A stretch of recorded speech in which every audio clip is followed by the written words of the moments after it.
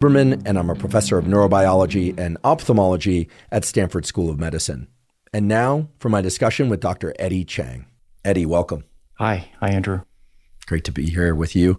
Your main focus these days is the neurobiology of speech and language. So for those that aren't familiar, could you please distinguish for us speech versus language in terms of whether or not different brain areas control them? When I think about language, I think about words and just talking. If I sit down to do a long podcast or I think about asking you a question, I don't even think about the words I want to say very much. I mean, I have to think about them a little bit, one would hope, but I don't think about individual syllables unless I'm trying to, accent something, or it's a word that I have a particular difficulty saying, or I want to change the cadence, etc.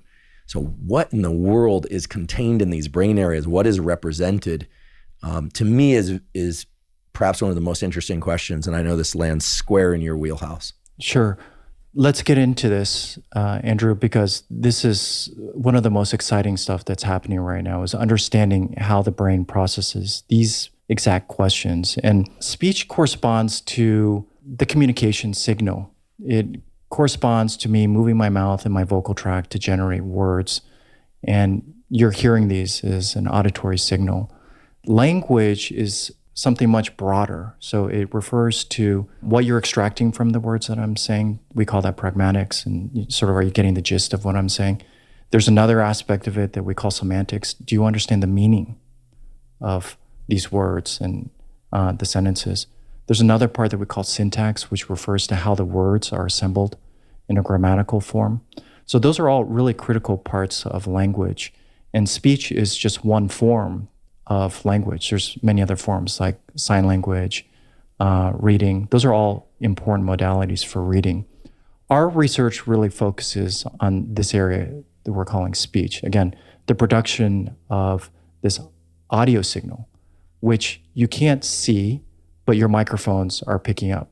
There are these vibrations in the air that are created by my vocal tract that are picked up by the microphone in the case of this recording, but also picked up by the sensors in your ear. The very tiny vibrations in your ear are picking that up and translating that into electrical activity. It's such a complex feat. Some people would say it's the most complex motor thing that we do as a species is this speaking, not the extreme feats of acrobatics or athleticism, but speaking. Well, and especially when one observes, opera or people who, freestyle rappers, and of course it's not just the lips, it's the tongue. Yeah. And you've mentioned two other structures, pharynx and larynx are the main ones that can you tell us, just educate us at a superficial level, what the pharynx and larynx do differentially? Because I think most people aren't going to be familiar with sure. that. I'll talk primarily about the larynx here for a second, which is that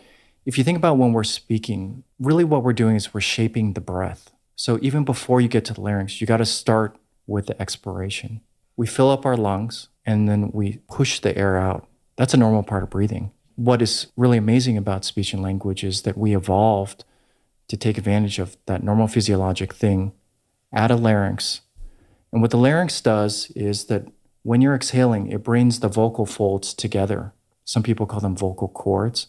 They're not really cords, they're really vocal folds. They're two pieces of tissue that come together, and a muscle brings them together. And then what happens is when the air comes through the vocal folds, when they're together, they vibrate at really high frequencies, like 100 to 200 hertz. And the reason why men and women generally have different voice qualities is it has to do with the size of the larynx and the shape of it. Okay, so in general, men have a larger voice box or larynx, and the vibrating frequency, the resonance frequency of the vocal folds, when the air comes through them, is about 100 hertz for men and about 200 for women. So you take a breath in. As the air is coming out, the vocal folds come together and the air goes through. That creates the sound of the voice that we call voicing. It's not just your voice characteristic, it's the energy of your voice. It's coming from the larynx there. It's a noise. And then it's the source of the voice.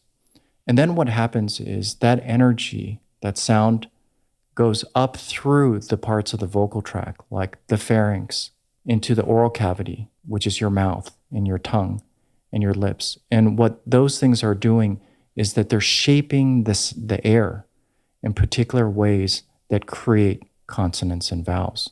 That's what I mean by shaping the breath. It just starts with this exhalation. You generate the voice in the larynx, and then everything above the larynx is moving around, just like the way my mouth is doing right now, to shape that air into particular patterns that you can hear as words. Immediately makes me wonder about more primitive or non-learned vocalizations like crying or laughter. Are those produced by the language areas, or do they have their own unique neural structures? We call those vocalizations. A vocalization is basically where someone can create a sound like a cry or a moan, that kind of sound. And it also involves the exhalation of air. It also involves some phonation at the level of larynx where the vocal folds come together to create that audible sound.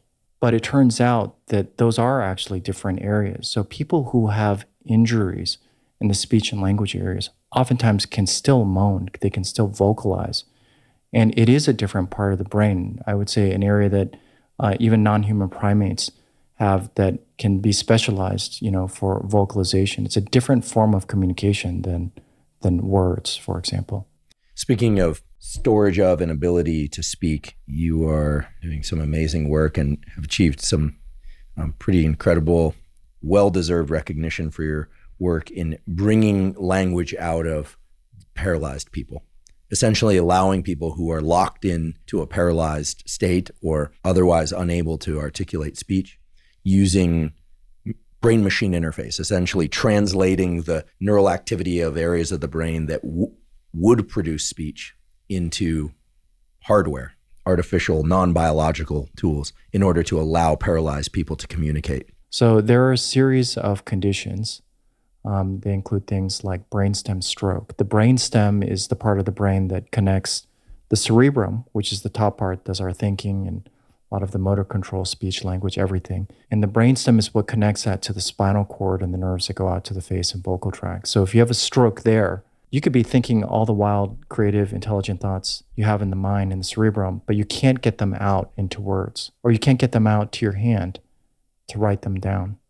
So that's a very severe form of paralysis called brainstem stroke. There's another kind of conditions that we call neurodegenerative, where the nerve cells die, basically, or atrophy, in a condition called ALS. That's a very severe form of paralysis. In its extreme form, people essentially lose all voluntary movement. The muscles to their diaphragm and their lungs essentially give out as well. They get weakness there, and then they can't breathe anymore. In our field, these are kind of like the most devastating things that can happen.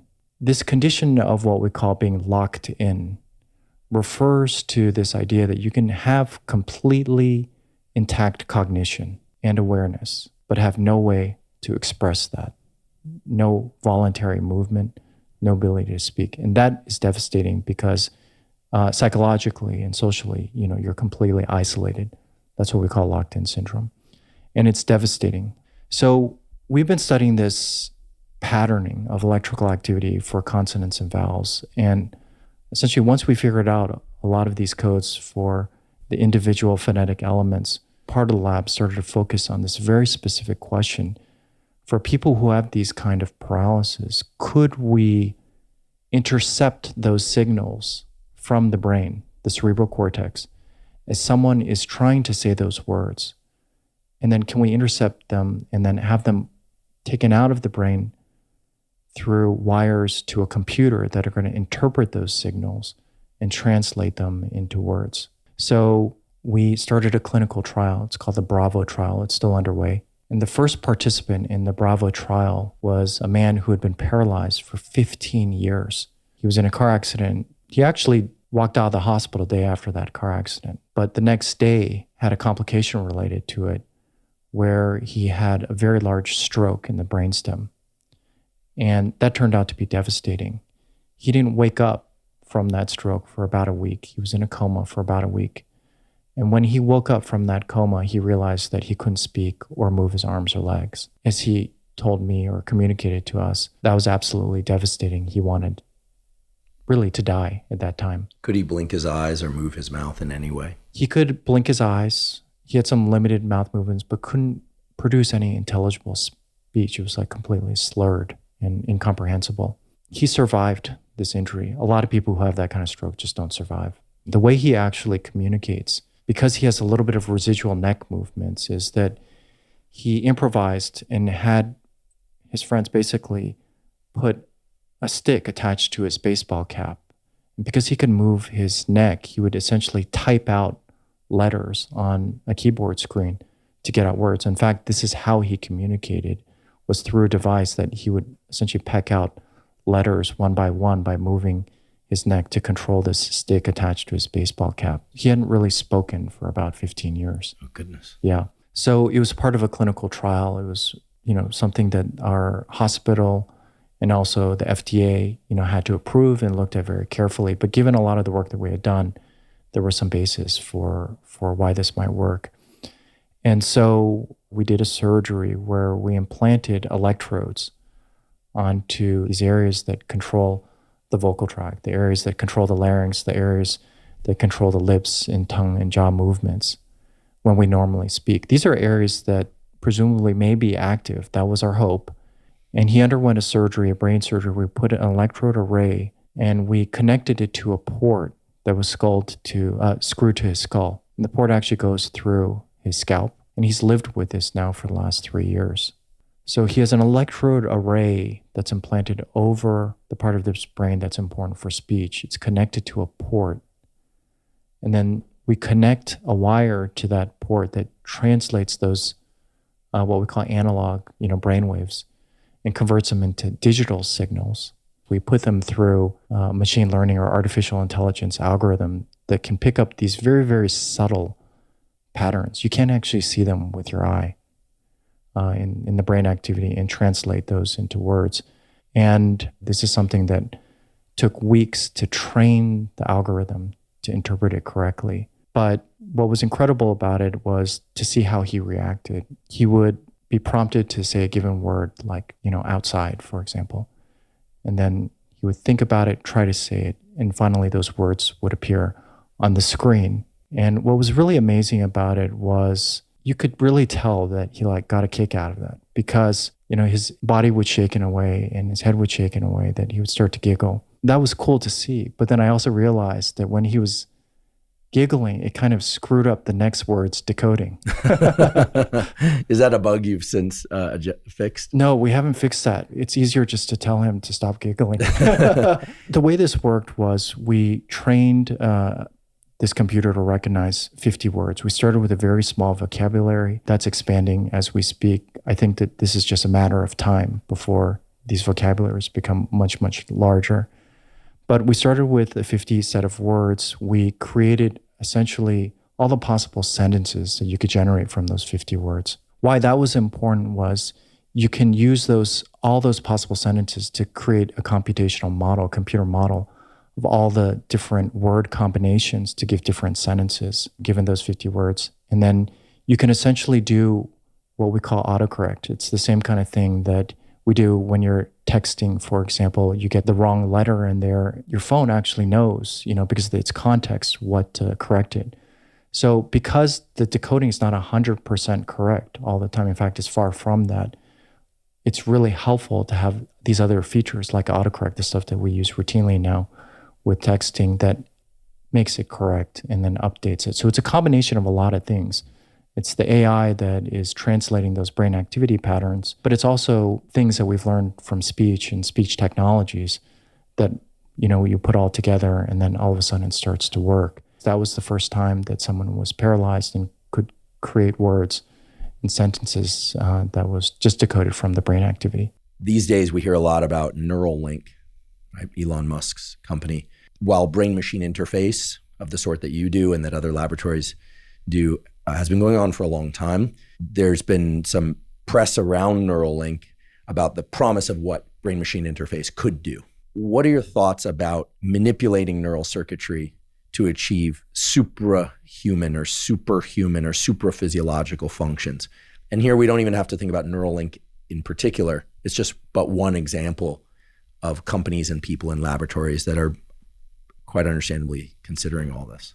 It's a really interesting time right now. The science has been going on for decades. The work that we've done in this field that you call brain-machine interface has been going on for a while. And a lot of the early work was just trying to restore things like arm movement or having people or monkeys control a computer cursor, for example, on a screen. That's been going on for decades. What's been really new is that industry is now involved and some of this is now becoming commercialized. And we're starting to see us now cross over to this field where it's no longer just research, that we're talking about medical products that are designed to be, surgically implanted. In some cases, there's people doing this kind of work non-invasively as well that don't require surgery. The specific question that you are asking about is an area that we call augmentation. So can you build a device that essentially enhances someone's ability beyond supranormal,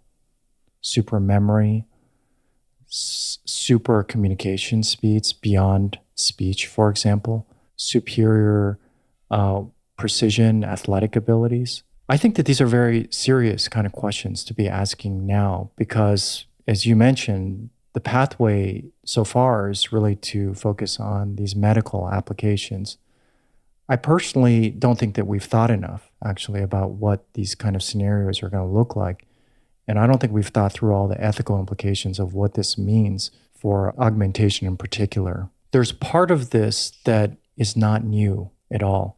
Humans throughout history have been doing things to augment our function. Coffee, nicotine, all kinds of medications that cross over from medical to consumer, that is everywhere. So the pursuit of augmentation or performance or enhancement is really not a new thing. The questions really, as they relate to neurotechnologies, for example, have to do with the invasive nature. For example, if these technologies require surgery, for example, to do something that is not for a medical application.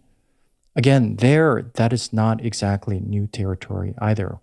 People do that routinely for cosmetic kind of procedures, for physical appearance, not necessarily cognitive. So I do think that provided the technology continues to emerge the way that it does, that it's going to be around the corner.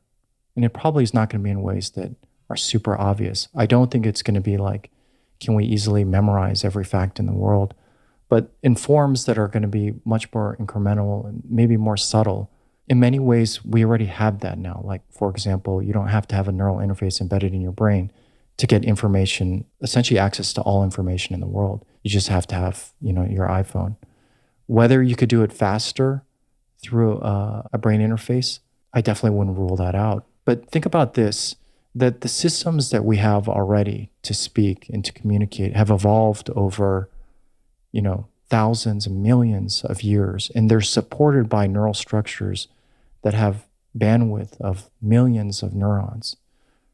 There's no technology that exists right now that people are thinking about that are in commercial form, certainly, not even in research labs, that come anywhere close to what has been evolved for those natural purposes. So I'm essentially saying two sides of this, which is we're already getting into this now. This is not new territory. This topic of augmentation, both physical and cognitive, we've already surpassed that. That's part of what humans do in general. But we are entering this area of like enhanced cognition, these areas that I think the technology is going to be the rate limiting step and how far it can go. And we have not had the full conversations about, number one, is this what we actually want? Is this going to be good for society? Who gets access to this technology? These are all things that are going to become real world problems. Could you tell us what you're doing in terms of merging the brain-machine interface with extraction of speech signals from people who are locked in, like Pancho, with facial expressions? Sure, yeah. I'm here with you in person. We could have done this virtually, probably. It's pretty easy to do that. We could have recorded this really separate, but there is something about being able to actually see your expressions and to understand other forms of communication. So another really important one is nonverbal, the expressions that you're making. For example, if you have a quizzical look on your face, if I'm saying something not clear, that's a sign to me that I need to rephrase it or to say it in a different way or to slow down. facial expressions actually are a really important part of the way we speak. And there's two things.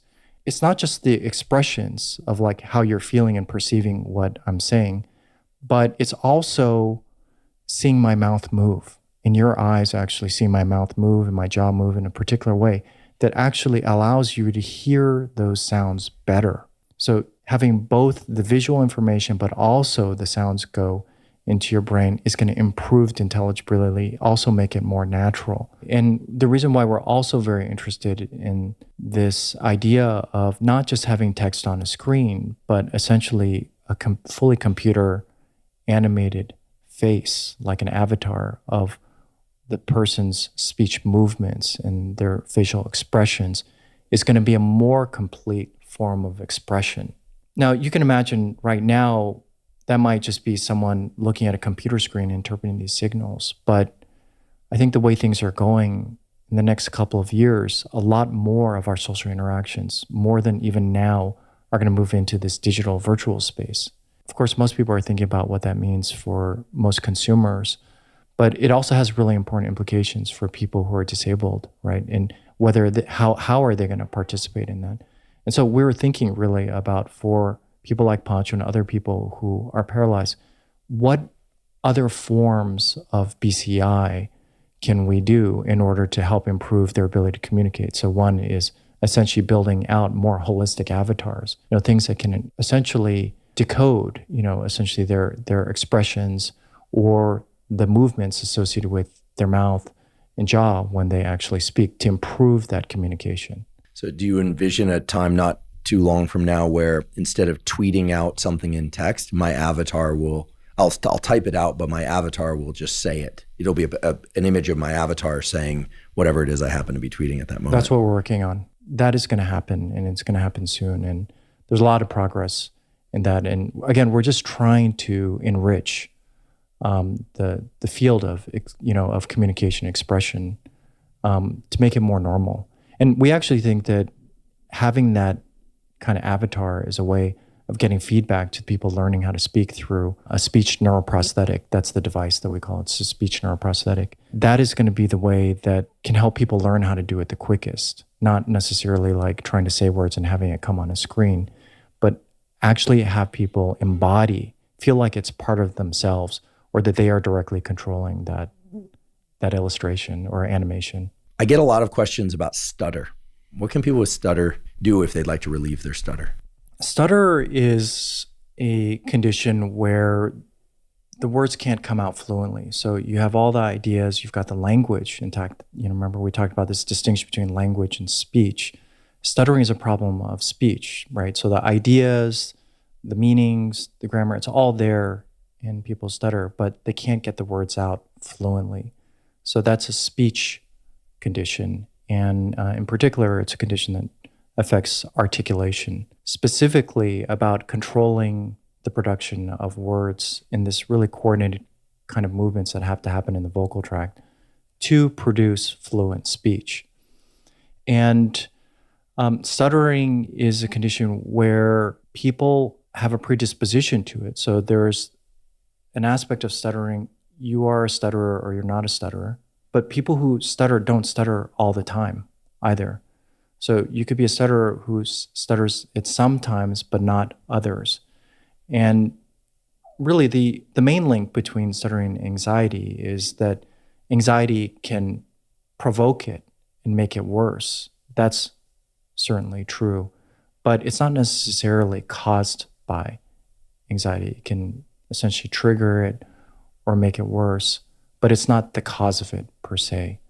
So the cause of it is still really not clear, but it does have to do with these kind of brain functions that we've been talking about earlier, which is that in order to produce normal fluent speech, we're not even conscious of what is going on in our mouths, in our larynx. We're not conscious, and if we were, we'd not be able to speak because it's too complex, it's too precise. It's something that we have really developed the abilities to do, and we do it naturally, right? It's part of our programming and part of what we learn inherently, innate, it's just through exposure. So stuttering is essentially a breakdown at certain times in that machinery being able to work in a really coordinated way. You can think about, the operations of these areas that are controlling the vocal tract.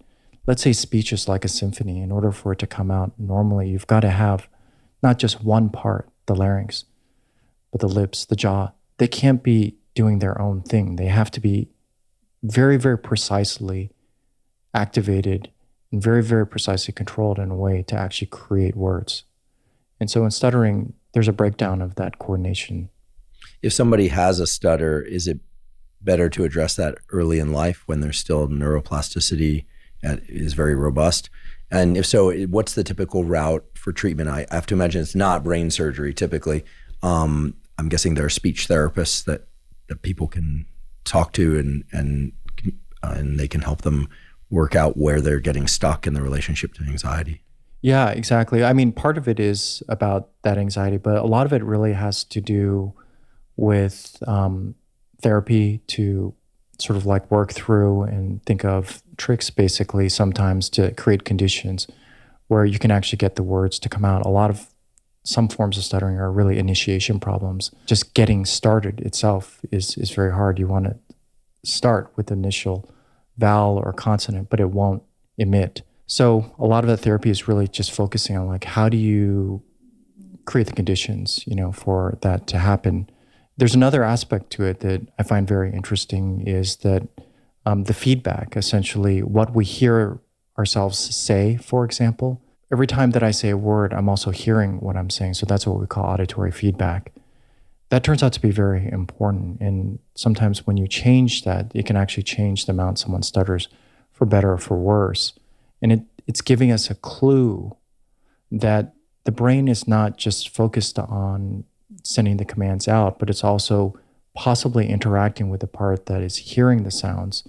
And there's something might be going on in that connection that breaks down when stuttering occurs. So there are individuals that are stutterers, but they don't stutter all the time. In those instances, there's something happening in those particular moments where this very, very precise coordination needs to happen in the brain in order to get the words out fluently. Eddie, I have to say, from the first time we became friends, 38 years ago, something like that, to be sitting here with you today for me is an absolute thrill. Not just because we've been friends for that long or that we got reacquainted through literally the halls of medicine and science, but because I really do see what you're doing as really representing that front, absolute cutting edge of exploration and application. I mean, the story of Pancho is but one of your many patients that has derived tremendous benefit from your work. And now as a chair of a department, you of course work alongside individuals who are also doing incredible work in the spinal cord, et cetera. So on behalf of myself and everyone listening, I just really want to thank you for joining us today to share this information, but also just for the work you do. It's truly spectacular. So thank you ever so much.